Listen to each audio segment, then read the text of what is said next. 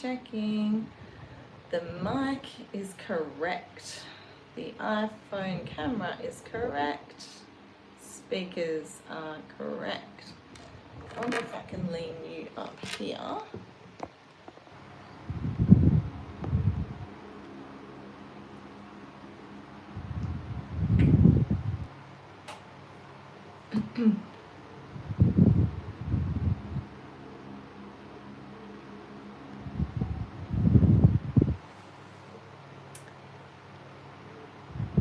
Hey everyone, and welcome back to The Buzz with Bernadette.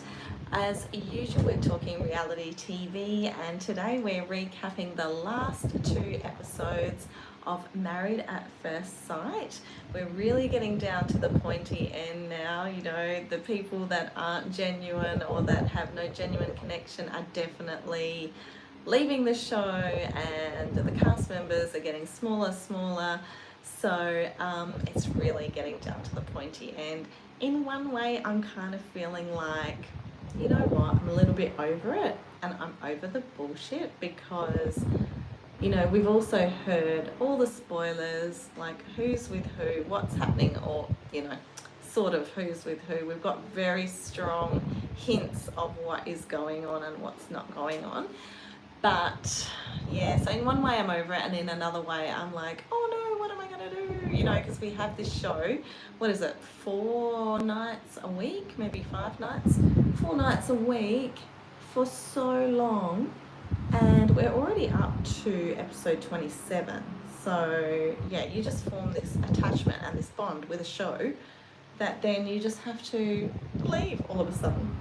So anyway, now, first, I want to start off with, I've got some notes here because it really, I just watch the show, I take my notes all the time because so much happens, and then what will happen is I'll jump on Instagram and then I'll see sort of like a spoiler or a spoiler alert or another podcast of, you know, someone else covering it, and I'll go, is that true? Did that really happen? And then I'll have to deep dive into that, take notes before I forget, etc, etc. So forgive me if I refer to my notes all the time. Now, I saw something yesterday. Look, we've got a lot of drama unfolding about Jamie and Dave, who seemed like the perfect couple, and I was just so excited for them and that they found each other and stuff like that. And then I kind of knew that when they did the partner swap last night, I knew that would throw a spanner in the works. And I thought to myself, if I was on that show, the girl I would want my partner to be partnered up with the least would be Veronica, because I guess she's just, you know, she's young, vibrant, beautiful. And yeah, so if you're going through a bit of a weak patch, unfortunately, as Jamie and Dave were, he got Veronica, and you know, he didn't look mad about it. He did not look mad about it. I think you could tell their chemistry, the way they looked at each other, the way they shared jokes, the way they communicated. You could just tell they definitely had something together. I'm going live on YouTube at the moment, so hello, hi to everyone on YouTube, and thanks for showing up. Yes, we are talking Married at First Sight Australia, so it is so good. We're loving it. So let's digress, okay? Yesterday I had a guy around my house to spray. I've got a huge ant problem, right? Very random little topic here. He came around, he said he's a massive maths, you know, junkie, loves it, watches the show all the time. He comes, never met the guy before. So he starts talking maths to me. He goes, so is Jamie pregnant? And I went, what in the hell are you just telling me? And he goes, yeah, my son told me before I left home, Jamie's pregnant. And I'm like, what? What is going on? So then I did some research. Anyway, so this is one of the biggest rumors flying around at the moment, that Jamie is pregnant. So everyone's been talking about it. There's no official confirmation yet, but Jamie has been super vocal about wanting kids, even saying, I definitely want to have babies, sign me up for that minivan. During a family lunch where their parents playfully pushed the baby agenda. But let's talk about that TikTok moment where Dave posted a video, which is very cheeky, with the title, Exciting Pregnancy Announcement. Okay, now why would he do that? Why would he do that video unless maybe he's having a baby with someone else? I don't know. Anyway, fans instantly jumped to conclusions and add to that a wave of TikTok posts under the hashtag Jamie Maths pregnant. Of course, why wouldn't you? And it's easy to see why people are convinced she's expecting, but at this stage it's all speculation. Is there a baby on the way? Only time will tell. Yes, drama. There's so much drama in Married at First Sight Australia, and it just keeps getting better and better. But so let's go on to Veronica and Dave. As we said before, is something going on? Look, I think most of the guys would have been happy to be paired with Veronica, but look, fans noticed the chemistry, and honestly so did Jamie, because, you know, obviously when she got back home from the partner swap, she was, you know, asking him the hard-hitting questions, and very simple questions though, like, you know, do you have feelings for me, and stuff like that, and he just could not answer clearly. And and I think it's a pretty basic question. But so behind the scenes tea, photos surfaced of Dave and Veronica looking very cozy after filming, sharing laughs and deep conversations.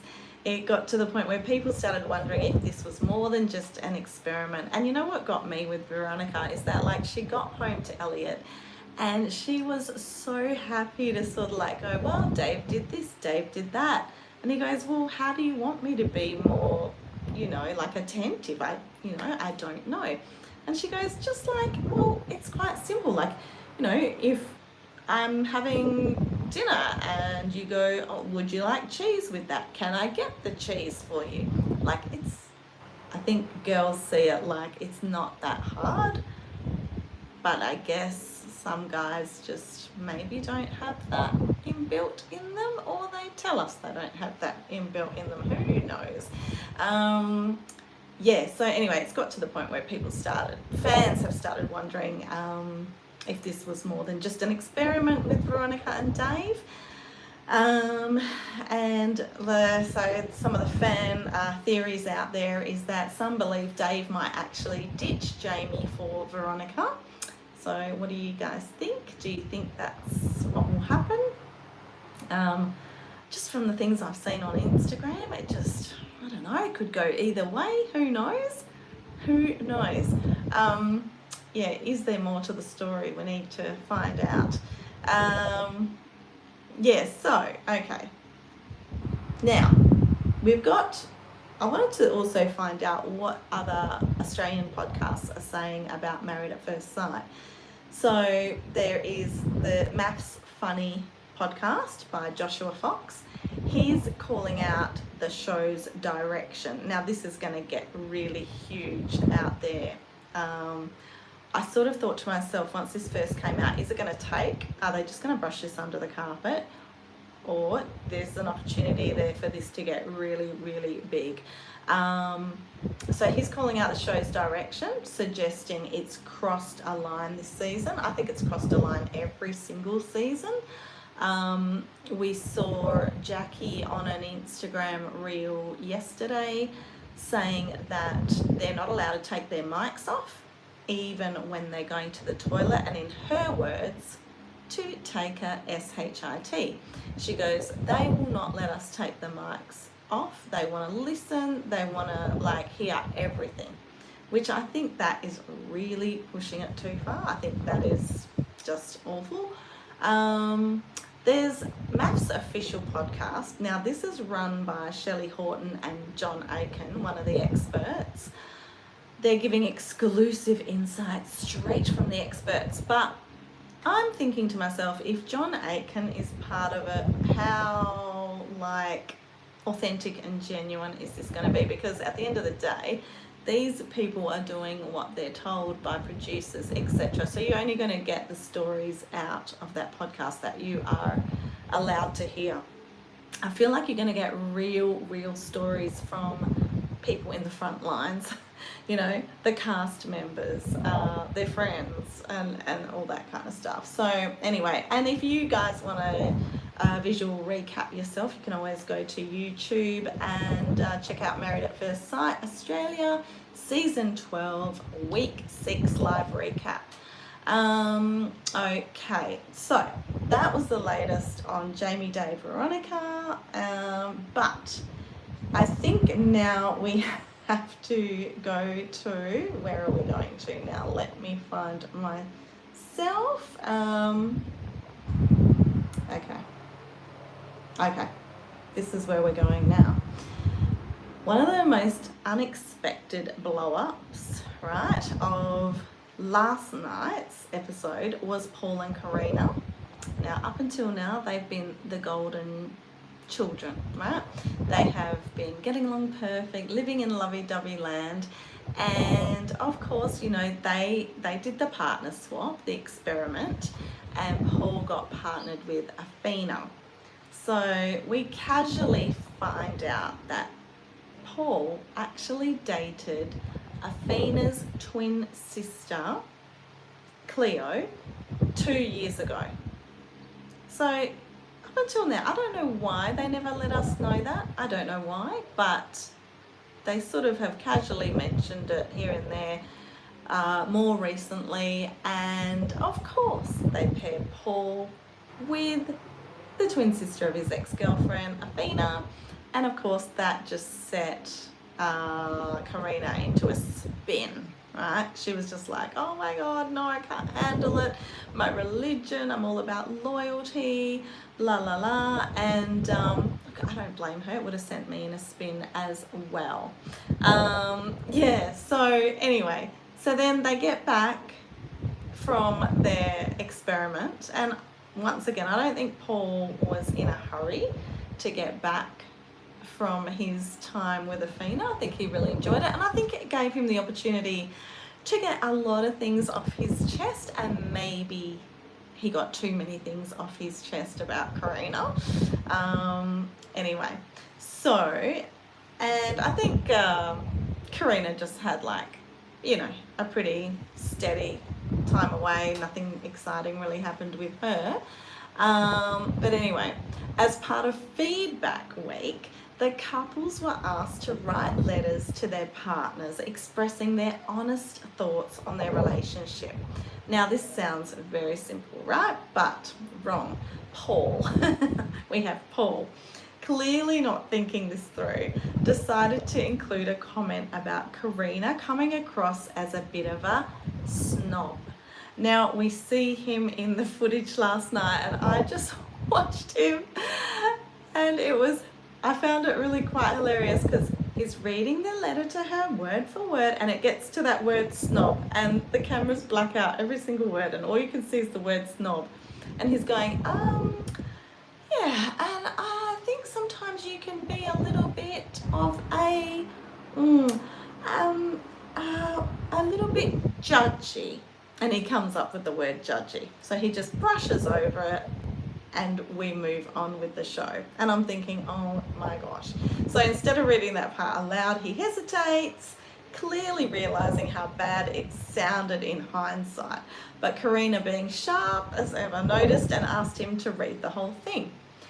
Anyway, let me tell you, her reaction was priceless. The moment the word snob, well, what happened is, I think he had to go away and film with the crew.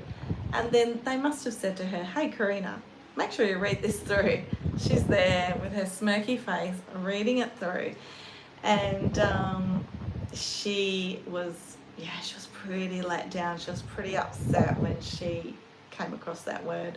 She was not having it. She clapped back, calling his comment unfair and hurtful, saying that she's just a confident woman who knows what she wants.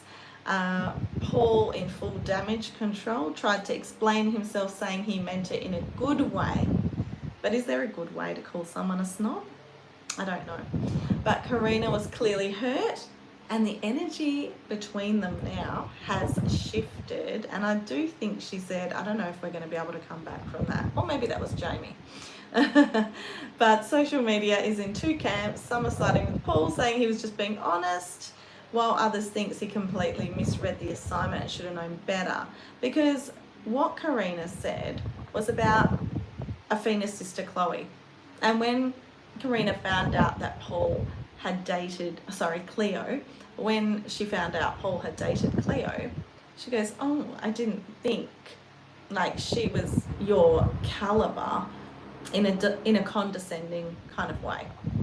So that is what is, that's what Paul was sort of like going, oh wow, you know, who does she think? She must be a bit of a snob to say that. Also, another thing he said to her is like, don't you remember one time I wanted to take you to a cafe or a restaurant or something, and it wasn't a fancy restaurant, it was just a normal restaurant, and she was like, oh, you know, I don't really want to go there. And so he felt like, oh, isn't that a good enough restaurant for you, you know? So he kind of did feel like she was acting a bit snobby. So I don't know, there are two camps, who knows? So we'll see how that develops. Next up, we've got Ryan and Jackie, who've been butting heads for a while now. I just think they're a complete farce, but anyway. Things get more complicated, and during their letter exchange, Jackie made a bold suggestion. She basically said Ryan should consider being a stay-at-home dad. I don't know, I just think she's always going to pick something with Ryan. He's never going to be able to put a foot right. She's always going to pick something with him. Give me more compliments, be a stay-at-home dad, you know, all this kind of stuff. So let's set the scene. Ryan is a hardworking guy. He's in the stormwater industry, and from what we've seen, he's pretty traditional in how he views work and family roles. So when Jackie brought this up, you could see the frustration in his eyes. He felt completely belittled, as if she didn't appreciate his contributions. Instead of handling it calmly, he snapped back, saying that just because he earns more doesn't mean he should just stay home and do nothing. This led to a full-blown argument, surprise, surprise, with Jackie insisting that she wasn't trying to insult him, but was just thinking about their future. Ryan, however, wasn't buying it. He shut down the conversation, stormed off, leaving Jackie sitting there looking both frustrated and regretful.